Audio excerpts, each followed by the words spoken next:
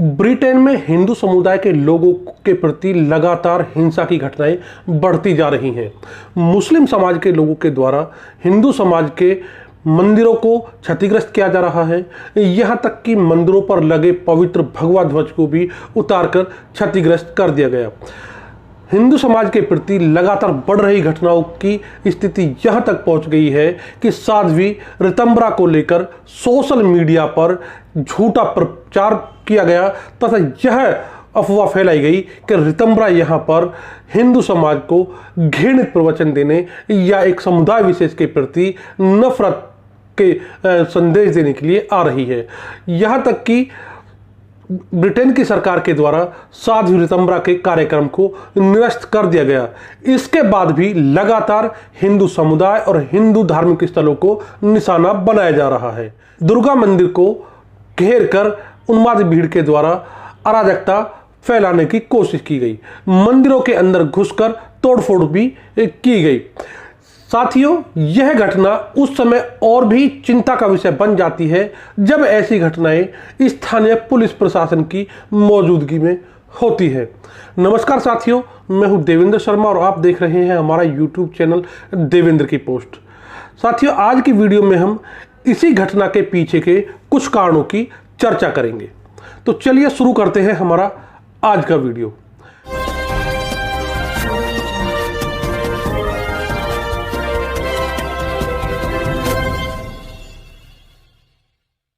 दरअसल साथियों, ब्रिटेन के अंदर हो रही इन हिंसक घटनाओं के पीछे बीते 28 अगस्त को एशिया कप में भारत और पाकिस्तान के बीच हुआ क्रिकेट मैच है। इस क्रिकेट मैच में भारतीय टीम ने एक रोमांचक मुकाबले में पाकिस्तान की टीम को हरा दिया।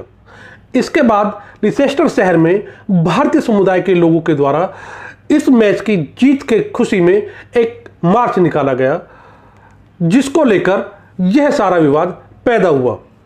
बताया जाता है कि इस मार्च के दौरान कुछ लोगों के द्वारा यहां पर इस मार्च की हुटिंग की गई और टीका टिप्पणी कर विवाद पैदा किया गया। हालांकि स्थानीय पुलिस के द्वारा हस्तक्षेप कर इस विवाद को मौके पर ही निपटा दिया गया।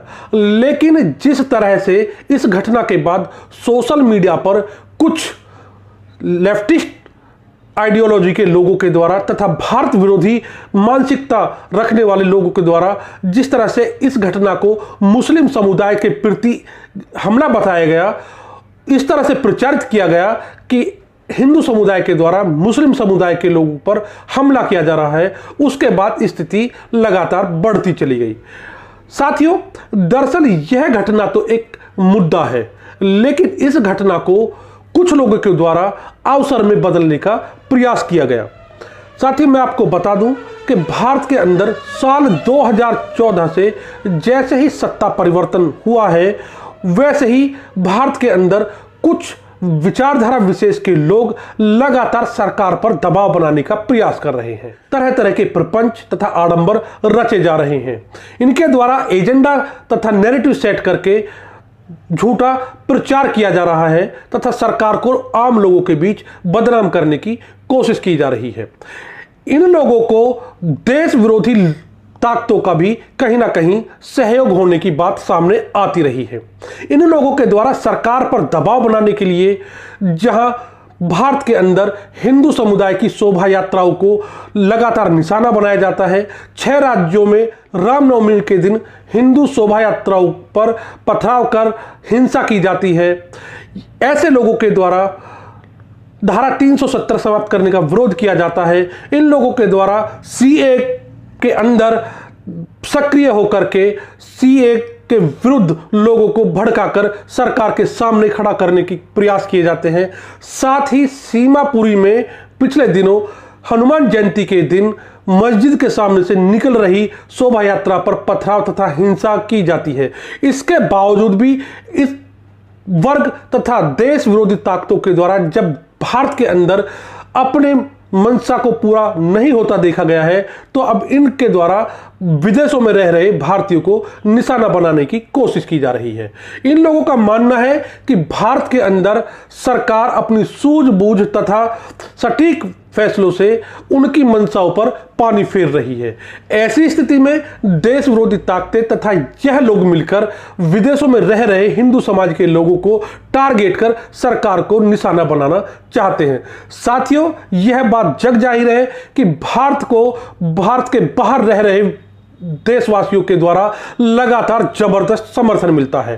वर्तमान में इन लोगों के द्वारा जिस तरह सरकार के लिए आगे बढ़ने के लिए रास्ता तय किया जा रहा है, इन लोगों के द्वारा जिस तरह भारत की विदेश नीति और कूटनीति में अहम भूमिका निभाई जा रही है, उसको लेकर के यह उन्मादी लोग तथा भारत विरोधी मानसिकता रखने वाले लोग पूरी तरह समझ गए हैं, यदि अब भारतीय सरकार पर दबाव बनाना है तो वह भारत के अंदर से नहीं, भारत के बाहर से बना जाए।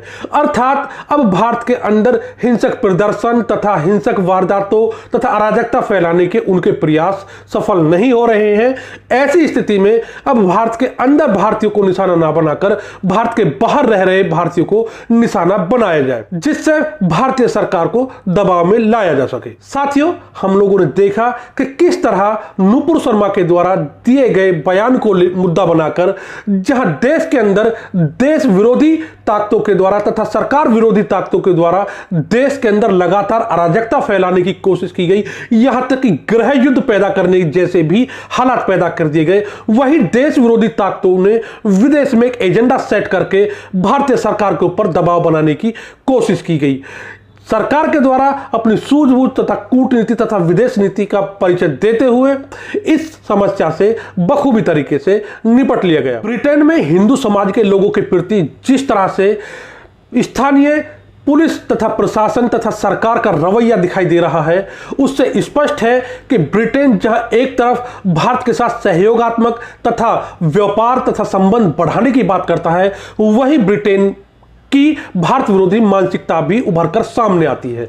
हमने समय समय पर देखा कि धारा 370 को हटाए जाने की बात हो या कश्मीर मुद्दा हो या फिर खालिस्तान समर्थकों के द्वारा भारत के द्वारा चलाए जाने वाले एजेंडे रहे हो, वह सब कहीं ना कहीं ब्रिटेन में भली भांति फल फूल रहे हैं और समय समय पर भारत को बदनाम करने की कोशिश की जाती रही है। साथियों, वर्तमान में भारतीय सरकार के द्वारा एक अंतर्राष्ट्रीय मुद्दे को जितनी सफलतापूर्वक डील किया गया, उससे दुनिया भर के देशों में भारत की यह बढ़ती छवि अखरने लगी है।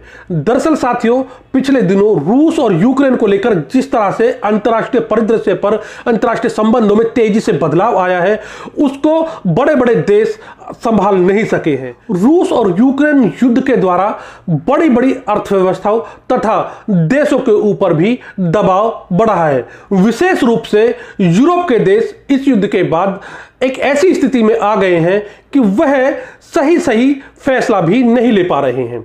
इस युद्ध के द्वारा उन देशों के सामने भी बड़ा धर्म संकट खड़ा कर दिया है जो अमेरिका और रूस के साथ मैत्री संबंध रख रहे थे।